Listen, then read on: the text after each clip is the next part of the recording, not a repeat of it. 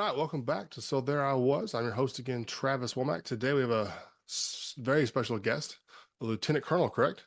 Uh, Soon to be, soon Soon to to be. be. I want to round up. So, Shahin Uddin, he's quite of an interesting career in the Army and currently serving as well. Was an infantry officer originally, then later on became a military intelligence, and then is currently a public affairs officer, which is pretty awesome little timeline there. But what's unique about Shahin is that he's originally from Bangladesh and came to the U.S. at age 12, and um, so we'll leave it there. And Shahin, welcome to the show. Oh no, thank you so much for having me. It's a wonderful opportunity to be able to talk with you and share with your audience. So I have to confess, I worked in a strategic communications cell for a while. So I'm a little intimidated here on having to interview a public affairs person. It's just not fair. Like I was a logistics officer, I try to type papers. I don't know what I'm doing.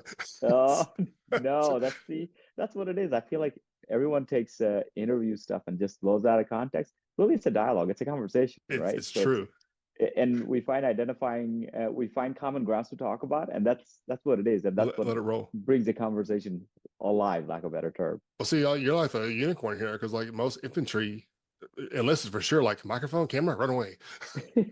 That's so true. That is so true. That is, and they have a very skewed understanding of what public affairs is. So I definitely understand and appreciate and identify with them. But having served in that capacity before, but now I do have a greater appreciation for our communication platforms in the military. Yeah, I love it when we were outside Afghanistan. They gave us a little in 2005. They gave a little like a poker size card, like a credit card, had like your five talking points in red. I'm like, you think we're gonna talk? You lost your mind. You see It the was, camera, you run the opposite direction, yeah, right? and then it was 2 months later. I had a camera crew embedded with us for 2 weeks. They were in my truck. I'm like, this is the opposite of what I wanted. What are they doing here? Because that National Geographic was in our trucks. I was like, Yes. Dad, gummit. So And everyone goes completely silent, you know? yeah, Yeah. yeah. We're like just driving. We're like, this is the most boring drive of my life. Afghanistan is this is a very steep cliff. I hope we don't fall Yes. over. So, well, let's kind of dive in. I think you kind of mentioned in our my little email to you, but you know, start from Bangladesh. If I can pronounce it right, would be great. Just kind of that transition, and then what in the world got you to the army. Let's start there. Yeah, so I mean, very unique journey to America. So my father actually immigrated to the United States 9 years before he brought the remainder of the family, and it was in 1996 we actually moved here as a family. So I'm grateful to my parents because they did so much, sacrificed so much because my mother was raising us for 9 years by herself in Bangladesh while my father was here working, Wow. and paved the way for us to come to America, all in pursuit of education, because that just speaks to the volume of the quality of education that exists here in America that did not particularly exist in Bangladesh. So that's what inspired my parents to move. And when I got here, that's what I delved into, just kind of got into the American education system. I'm a product of public education and love it, and saw that over time that I became a unicorn because it seemed like some of my peers were taking it for granted, whereas me coming from Bangladesh, um, education being such an important thing, I was trying to hold on to every single word my teachers were saying, paying attention in class and stuff like that. And it's in pursuit of that I kind of uh, found myself in the military because I finished high school and I was like, okay, I want to go to college, but I have no means. And it was actually found myself in college, finished the first year of college and with my own money, and then I was literally disenrolled from college. And as I was departing college, someone said, "Hey, have you thought about joining the Army Reserve? They pay for college." All I heard is pay for college, and I was like, "Okay, You got me. point me there." And sure enough, there was a recruiting station right at my college. So they said, "Hey, go to that White House." And I went to that white recruiting house and said, "Hey, I was a recruiter's dream come true." I was like, "Hey, I'll sign up. I heard you guys pay for college." They're like, "Well, what do you want to do?" I was like, "Whatever you want me to do, I'll do it." So Awesome.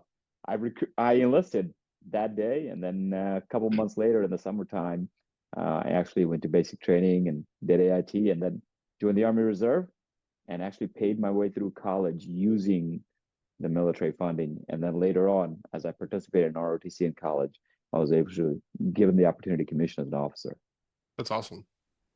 That's Yeah. crazy. So where'd you go to school at? So I went to school in North Georgia College and State University. Okay. Now it's yeah, UNG is what it's known as right Okay. now. Yeah. Yeah, So yeah. Southern Georgia is the primary one of the top five military academies. Is that what it, or is it? Or, Yeah, one of the yeah. senior military Yeah. colleges. Yep. There we go. Yeah, Sorry, yeah. wrong Yep. term there. So, Yep. Yeah, yeah. No, that's it's in awesome. northern Georgia, about an hour north of Atlanta. Yeah. And it's it's a very small school with a very small ROTC program, but the quality of the program actually kind of elevates your status as a senior military college. So, That's and they great. produce some good officers from what I understand. Oh yeah, they do a great job. It's the name and A&M and everything's Hmm. a whole lot of Yep. fun. Was it Yeah, yeah, yeah. Citadel and the VMI, VMI and West Virginia Point? Tech. Yeah, Yeah. yeah, Yep. yeah. Good times. But did you pick infantry? Did you want to go infantry? How'd that work out? So while I was in college, actually, I was mentored by just, graduates that were there, and they were just. I was actually thinking about going military intelligence because I was studying criminal justice. I had intended on joining a three-letter agency, and then it was through their recommendations, like, hey, if you're gonna go be military intelligence, go understand your clients, go understand your customer, and your customer is the infantry guy. So go Very be an true. infantry officer and then or do the branch detail program, and that's exactly what I decided to do. So I served as an infantry officer for 6 years, and then I transitioned to military intelligence, where I got to actually understand the mindset of the customers that I was serving as Oh yeah, a support branch. that's very very. What years was that with your infantry? So I was an infantry officer from 2000. So when I commissioned 2008 to 2013 is when I transitioned. Okay. Mhm. Yeah, when I was enlisted infantry, that was a huge thing we had. We had a lieutenant like that was like just pure MI, which is like kind of the unicorn in the MI world. There's Yes. so few slots, and he struggled on exactly what you're talking about. On like I made these overlays. We're like, we don't need that. Like I'm not carrying around 85 pieces of paper. We're going Yep. in a helicopter, and like we can't carry this. Like we get captured, the whole op plan is in our pocket. Like it's not Yeah. gonna work. Yeah. It's a great product, but I can't memorize that. Yeah. And Yeah. Yeah. so it's kind of a rough learning curve to do battalion level air assault missions. It's like no, we need to know where we're getting in and where we're getting out. Yep. Everything in between, we'll just figure that out as we go. Like Yeah. Yeah. all the rooftops are brown, and we'll just keep going.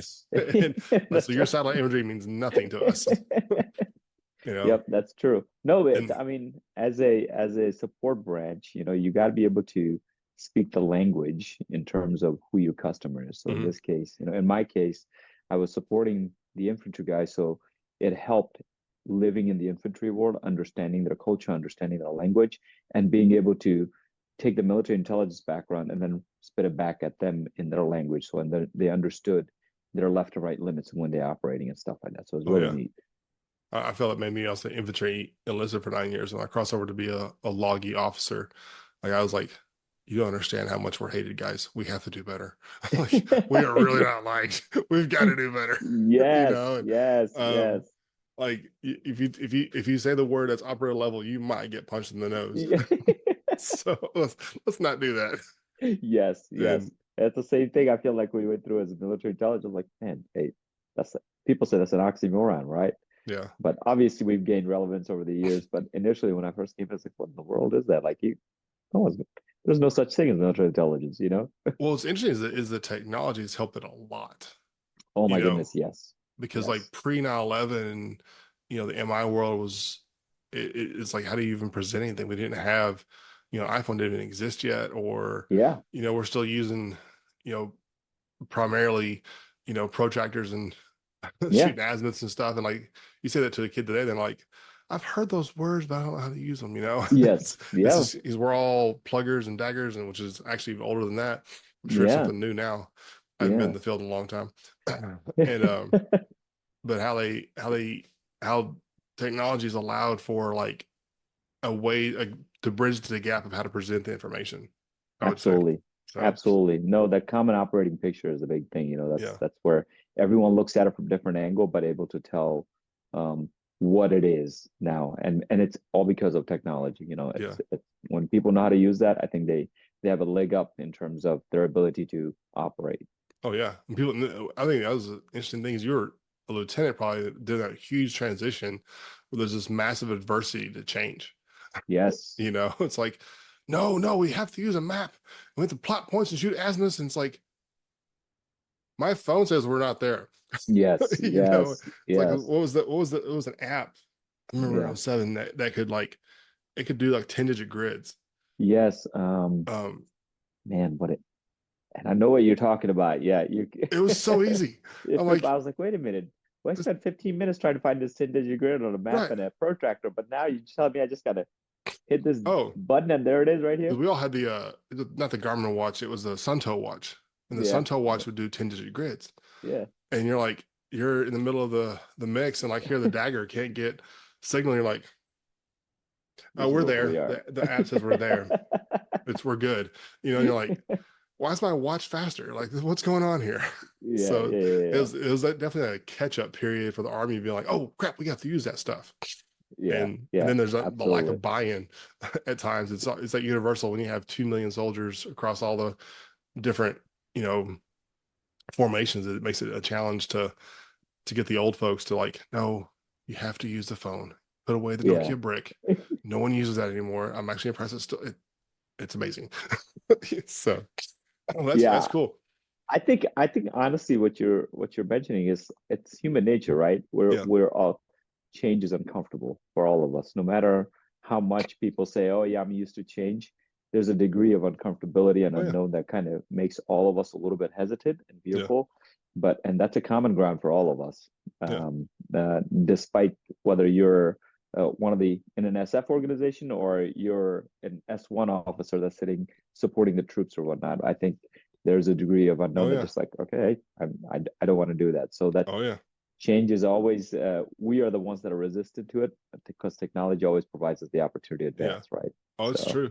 Even to S1, what was the online award system you could do before the new one that came out? um, oh my, IPSA is what we're operating in Well, now, but essays now, but it was like bridging that oh, gap for oh, what awards. is, It was only S1. You could load a form for an yeah, award or an OER into all these things, and this is before it kind of merged all things is it an together. iPerm?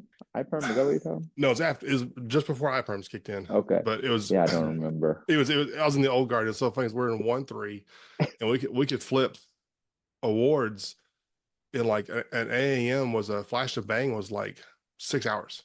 Yeah, You know, because everybody in the chain got the email, click approve, comments, yeah, send it, and we are done. And then we could do it in the morning for PT and have the award ready to go by lunch. You yeah, know, it's yeah, crazy. And I went over to yeah. 4-3, and they're like, we don't use that. I'm like, we're on the same street. Like, how the heck? You know, it's so Yeah, confusing. I'm like, we're like yeah. 4 buildings down. How did we forget? What in the world's going on? Two different organizations, two Yeah. different culture, right? Yeah. And I introduced them they never heard of it. The S1 never Yeah, heard of it. And I'm like, well, so let's try it. funny. And then, I mean, you talk about like, I might as well just set myself on fire. It'd been an easier day at work. They're like, you guys how hard it is now. Stuff's getting kicked back with red. I'm like, I'm sorry. I do things on my phone. Like I've got a cat car reader on my phone. I just plug it in. I can toot as a commander. Life is great, you know, for Yeah, me. But yeah, yeah, I absolutely. like technology. But that was me. Yeah, yeah, no, So absolutely, where were we at? absolutely. Infantry officer at? So I served initially at 2SCR in Vilseck, Germany. Okay. I said I did a couple of years there, and then after that I moved to the old guard, and that's where I did my old guard time. The first Okay. time served as a platoon leader, and then Really? I didn't know later that on as part. a ceremony. Awesome. Yeah, later on as a ceremonies officer. So, and that was 2011 to 13 and 14 before I went to the career course. Yeah. So, but no, it was a wonderful time serving in a striker platform for 2 years, and then I Mhm. had the opportunity to deploy to Afghanistan while I was down there for a year, and then when I came back to the old guard, saw the completely the opposite side of the infantry world. Oh Like, yeah. and having been Afghanistan, we were in the height of, I shouldn't say height of things, but like how the conflict was and stuff like that. But then It's seeing the other spicy. end, yeah, exactly. And then the other end, how we kind of provide closure to our families and our service members, Oh it's yeah. just remarkable. It's just remarkable. Oh yeah. I love my time in the old guard. So you did old guard twice or 3 times? I had twice so far. Okay. Okay. Yeah. There's not a position for you, Lieutenant Colonel. That's too high. You need Yeah. NVW at that point. Yeah, yeah. Well, there's a DCO position, so we'll see. I don't know. There you go. Oh, there you go. There you Yeah, go. See, I like your yeah, style. You know, that'd be a first. Have a PAO, DCO. That'd be yeah. Well, Make it let's happen. say, yeah, it could. Hey, Army, change, right? We were Yeah. just talking about that, but Well, you know, that's not an O1 position. That's a branch independent position. yeah, it's an O1 So alpha yeah, position, there you go. Yeah. O1 alpha position. So it doesn't matter of your branch, and you can serve at that capacity. Yeah. That's how I took command. I got lucky. Y- They're like, Yeah, pull me out of the S4, maybe a commander. I'm like, this is cool. I was planning on going to somewhere else because yeah, there's no way I was going to be in the command queue for the FSC down there or the RSC down there. yeah. Um, Oh, that's awesome. it's good That's times. awesome. So Yeah, yeah.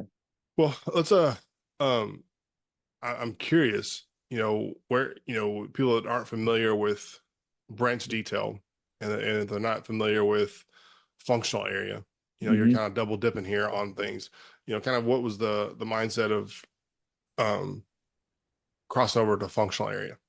Yeah, so functional area. So when I was a military intelligence officer, I obviously, we were focused on, the enemy forces or whatnot. But what I was also fascinated by is how are we utilizing the information space, in an effort to potentially gain advantage. And I kind of looked into what's available in the Army. I saw PSYOPs and I saw public affairs, and I was like, me personally, I more gravitated towards public affairs. Hey, uh, we as service members, our customers is or are the American public, right? So public affairs, our responsibility is to share and communicate to the American public because they pay our tax dollars and we provide a service to them. So and we are responsible for communicating and being transparent with what it is that we do as a service. What So that's where I found it attractive. And when I was serving in my time as a um, military intelligence officer, looked into it and realized, hey, this is an opportunity. So I'll apply for it, and sure enough, I was accepted. I was like, hey, that's awesome. It seems like I know it seems weird because I keep changing. I went from being enlisted, being an ADAM Bravo to an ammunition specialist to an infantry officer, and then intelligence officer, and then now public affairs. Is like I'm never happy with one job, but it's more of like continuing to learn, continue to grow, and continue to see how I can better serve our nation and better serve our military, really. Nice. That's spoken like a true PAO. That's not fair. So I gotta ask, have you do you opt in to go to the BCAP or So for functional area, yeah, we do not have that. We don't need, well, it's not a requirement for us. that's right. Okay, Uh, it's working. yep. Yep, because for public affairs, we would be serving if we're eligible and we get selected to serve in It's division division, PAO job, yeah. then It's not we'd be able command. to serve in the capacity. Exactly. Yeah. And for our So function, because it's such a small, I mean, there's only, a little bit over 300 plus of us that are in the active force that are public affairs. So, yeah, and there's so many openings, honestly, that every single person that wants the opportunity gets can it. serve in that capacity. That's awesome. Um, and that's not to say it's not competitive. That's not to say, Oh the no. chief of public affairs kind of assesses every single individual and then kind of determines, hey, is this individual eligible and or qualified based on their previous experience to serve in this capacity and bring credit to public affairs and credit to the army, Yeah. and to that organization. So Yeah, it's kind of like you said, it's only 300-ish, captain and up, yeah, very few captains at that. It's mostly, young majors. yeah, yeah. But it's kind of, people don't realize that it's actually a full-time branch in a Oh sense, yes, yeah, yeah, and absolutely, absolutely. That's what functional areas are. I mean, we are, especially with our society now, we're advancing. How we have come to recognize the importance of information space, right? oh yeah, So how public affairs is contributing to that. Now if a commander is aware of their surrounding, they can make better decision. And oh yeah, being in a garrison environment, that's public affairs is a critical asset because it can yeah, help you develop a situational understanding. yeah.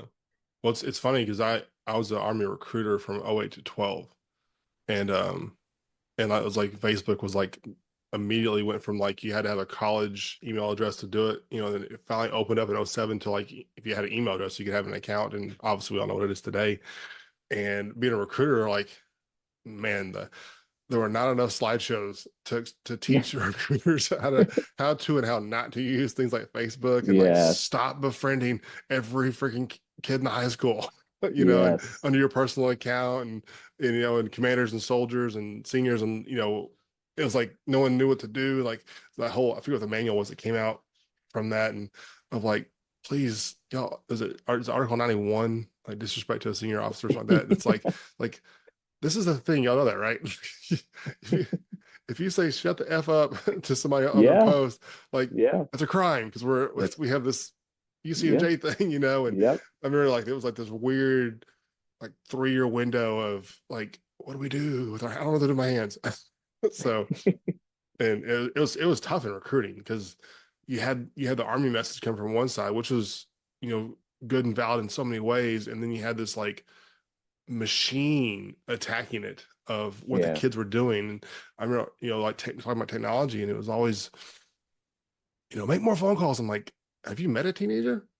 yeah. Like they like I have one. Like he doesn't answer when I call. I mean, he's across the house, and I gotta text him like, "Hey, you come to dinner?" Okay, you know, like they don't answer phone; they text or text. You know, Yeah, and now like my stepson doesn't. He like in school, they're like, "Dad, do you have to text? Can you not like Instagram message me instead?" I'm like, "What? It's the same freaking thing. It's I'm just trying to get information from here to here. Like, yep, that's it. why does the platform even matters? Like, it's so embarrassing when I get a text. Like, Wow. I am junior high's rough, man. Yes. It's like I was sad I didn't have Jabos, and you're worried about Instagram versus Snapchat. Like, I don't. We are not in the Yeah. same place. No. Yeah, technology is changing so quickly, and I think, it's an ever-changing world out here, Yeah, especially with, and that's I think that's what we're seeing nowadays. We're seeing young men and women that are joining the military that are amazing. They're yeah, intelligent and they're incredible, and they have the capability and capacity to take in all this technology hmm and harness it, yeah, and we're leveraging that. I think it's yeah. beautiful.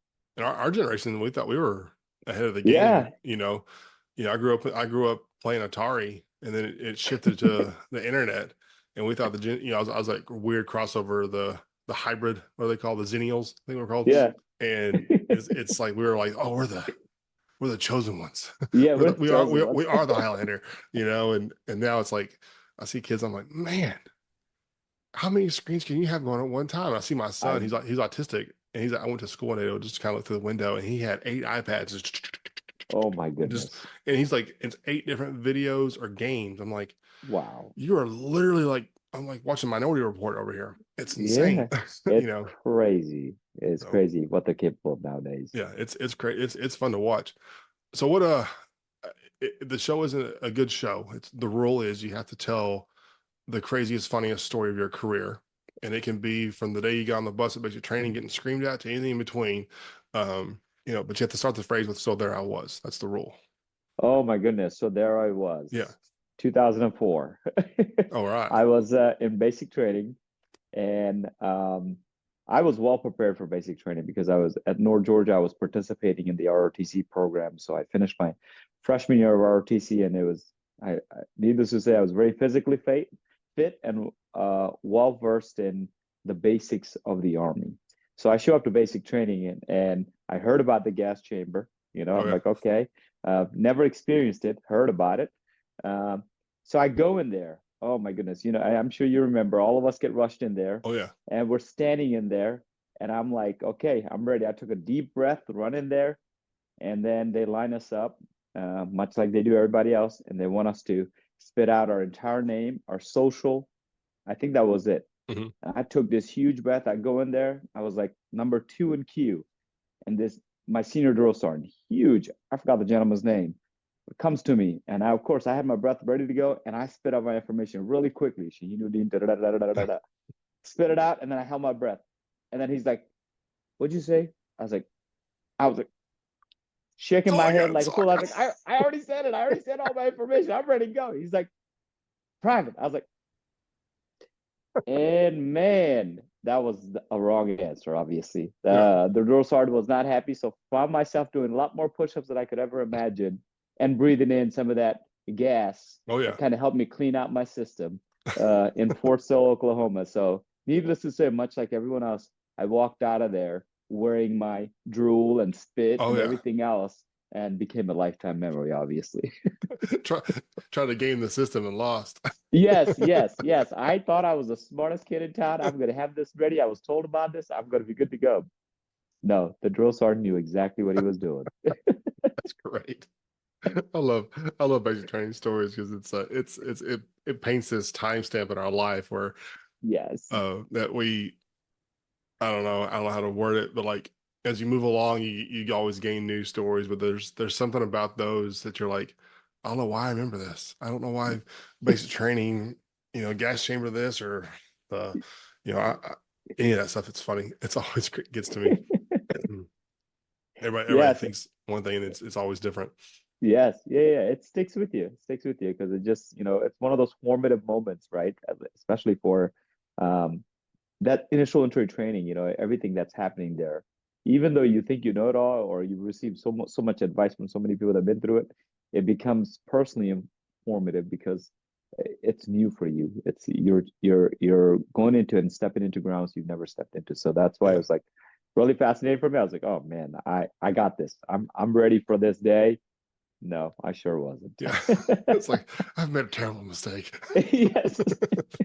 I was the other day about how the best thing about basic training of any branch is the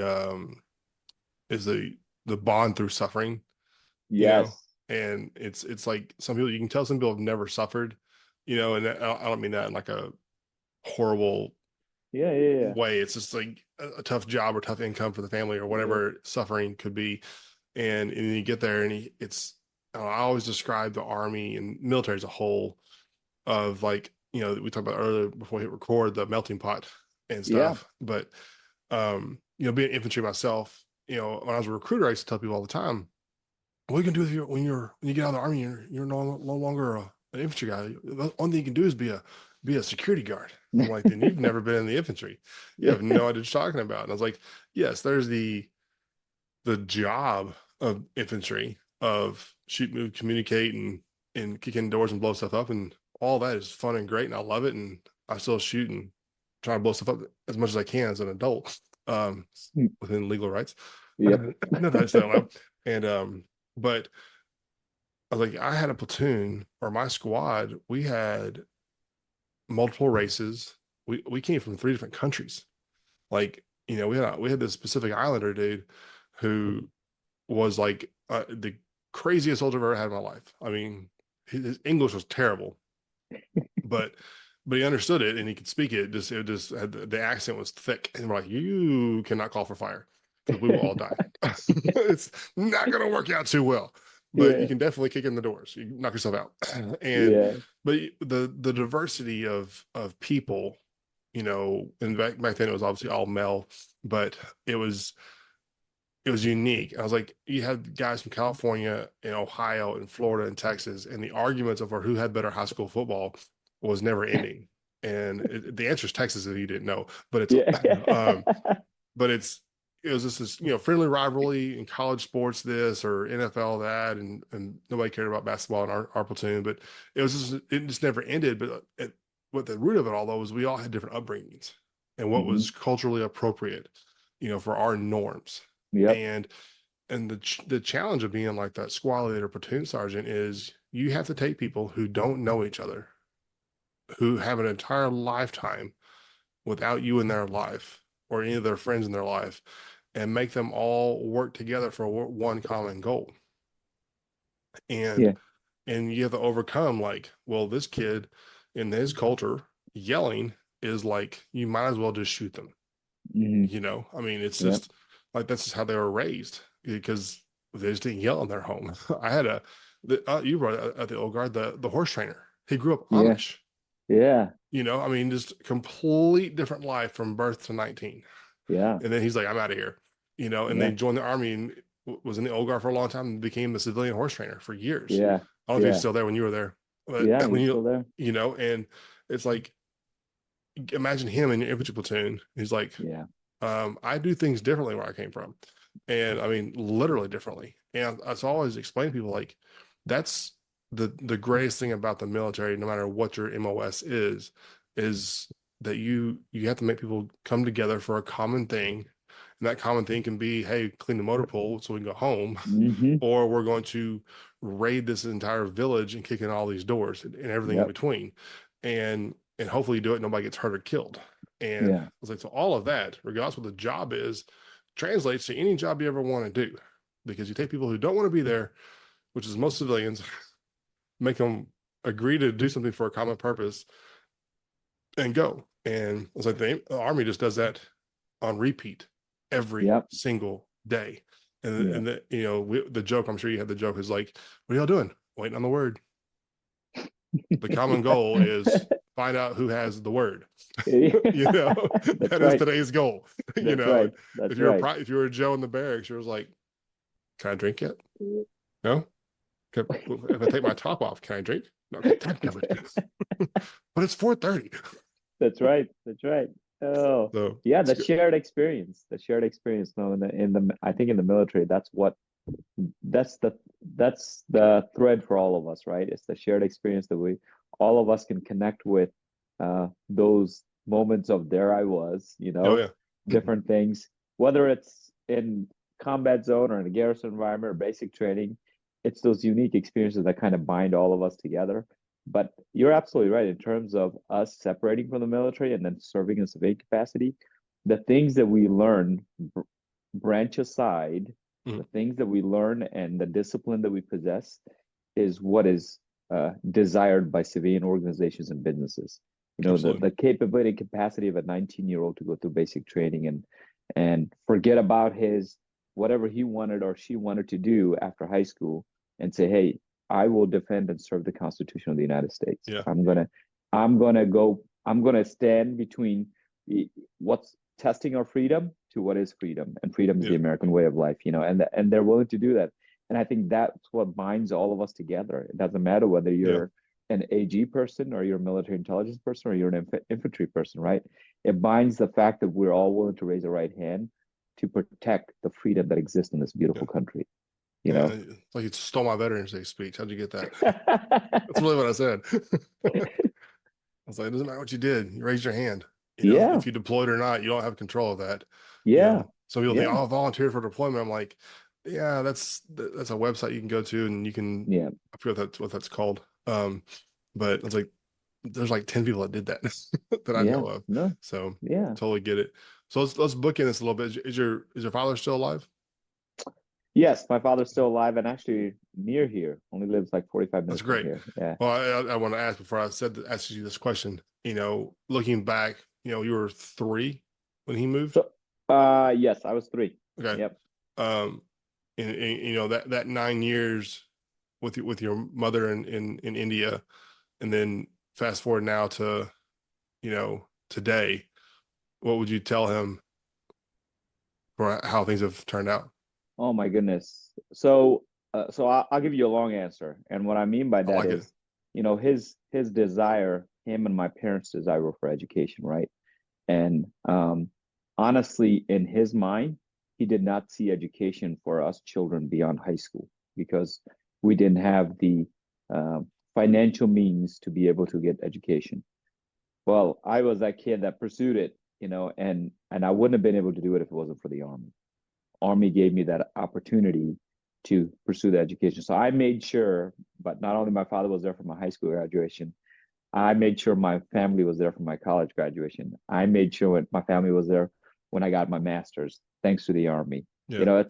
It's the education is the important part. But again, it would not have started to what you just said until that man made the decision years ago to leave his wife and his couple children at the time. And he did visit 3 times, hence the 3 younger siblings that I have.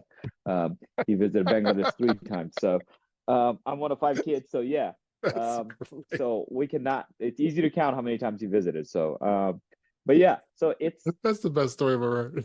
yeah. What I would tell and continue to tell my father and mother is, I'm grateful for their sacrifice. For they stepped into the unknown because my father's being born and raised in Bangladesh. Living in an environment, a third world country, and what he stepped into the unknown of was unknown of America. He didn't know what this country would bring. He just knew that there was opportunities here. And when he landed here by himself, he wanted to bring his family over here because the only thing he stared at is an educational opportunity. He's like, I want to provide a better opportunity for my children that wasn't provided for me. Not that it wasn't provided for him, but it wasn't available to him. He's like, I have experienced something that's available. I can make it available for my children. So I'm going to work hard. And he worked as a chef here in America for 9 years. And then he brought the rest of us over so him and my mom can provide the opportunity for us to get education. And fast forward many years, now I'm living the American dream, all because that man and that woman made a single decision so he can walk away from the family to provide for the family. So I am forever grateful to my parents who made the decision to immigrate to the United States, and now we call it a home. Now I'm married here and I have 12 kids of my own, and it is Holy crap. beautiful to live the American dream, and that's all because of the freedom that exists here. And I wouldn't be able to do it if it wasn't for the military and for this beautiful country. That's awesome. Well, man, that's we'll have to end it there. That's too good. So I appreciate your time and being on here, and we could definitely probably go back to the old guard and tell old guard stories for days. But oh yes, the old guard's a great thing, but maybe have to get you on another episode another time. But for those that are listening that looking at the Army as an option, or that you're currently in, and you're worried about getting out, or unsure, I'm sure you can reach out to me or yes, Shahin here and ask absolutely. questions. The only bad question is the one you didn't ask. So, Yep. so don't be afraid to do it. And don't be afraid to take a risk. It's a Yes. huge risk, and it's turned out awesome. So, Shahin, I really appreciate taking the time to be on the show. And if you haven't subscribed, by all means, please subscribe, and see you on the next show. Yep. Okay. Thank you so much.